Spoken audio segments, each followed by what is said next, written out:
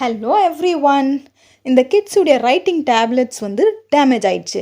இதை எப்படி நம்ம ரீயூஸ் பண்ணலாங்கிறத இந்த வீடியோவில் பார்க்கலாம். நான் இங்கே ஓஹெச்பி ஷீட் இல்லைன்னா அசிட்டேட் ஷீட் எடுத்திருக்கேன். அந்த ரைட்டிங் பேடுடைய சைஸுக்கு வந்து கட் பண்ணிக்க போகிறோம்.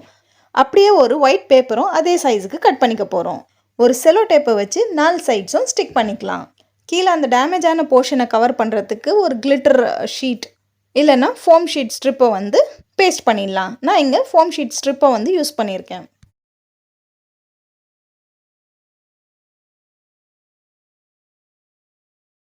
அவ்வளோதான். நீங்கள் ஒரு ஒயிட் போர்ட் மார்க்கரை வச்சு இதில் எந்த ஒரு ரிமைண்டர்ஸோ நோட்ஸோ டு டூ லிஸ்ட்டோ எழுதி வச்சுக்கலாம். இந்த ரைட்டிங் பேடுக்கு ஒரு இரேசரும் தேவை இல்லையா, அதையும் ரெடி பண்ணிடலாம்.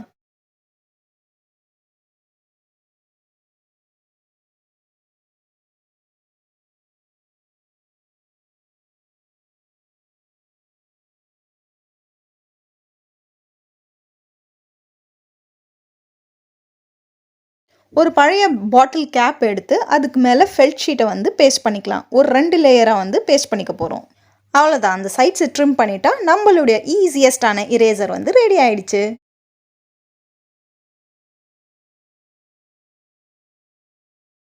இந்த டிஐஒய்க்கு நீங்கள் அவுட் ஆஃப் 10 என்ன ரேட்டிங் கொடுப்பீங்கிறது எனக்கு காமெண்ட்ஸில் சொல்லுங்கள்.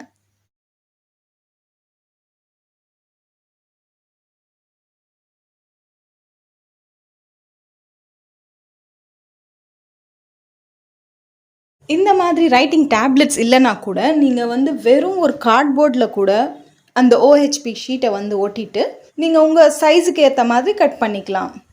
அந்த கார்ட்போர்ட்ஸை வந்து நீங்கள் எங்கே வேணாலும் பேஸ்ட் பண்ணிக்கலாம். லைக் உங்கள் கபோர்டுக்கு வெளியில் டோர்ஸில் இல்லை ஃப்ரிட்ஜில் கூட பேஸ்ட் பண்ணிக்கலாம். ஓகே தென், இந்த வீடியோ உங்களுக்கு ஹெல்ப்ஃபுல்லாக இருக்கும்னு நான் நினைக்கிறேன். இந்த வீடியோ உங்களுக்கு பிடிச்சிருந்தா கண்டிப்பாக உங்கள் ஃப்ரெண்ட்ஸ் அண்ட் ஃபேமிலிக்கு ஷேர் பண்ணிவிட்டு இந்த வீடியோக்கு ஒரு லைக் கொடுத்துருங்க. அப்படியே இந்த மாதிரி மேலும் கான்டென்ட்க்கு இந்த சேனலை சப்ஸ்கிரைப் பண்ணிக்கோங்க. தேங்க்ஸ் ஃபார் வாட்சிங்.